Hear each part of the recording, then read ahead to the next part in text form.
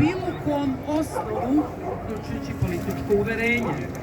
Ova prava nisu privilegije samo za državljane Srbije, već su zagarantovana svima koje borave na našoj teritoriji.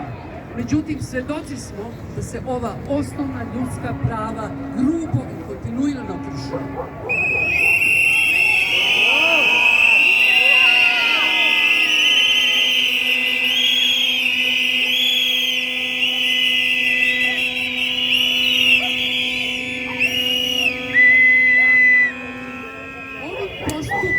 Aktualnog režima šalju jasnu poruku.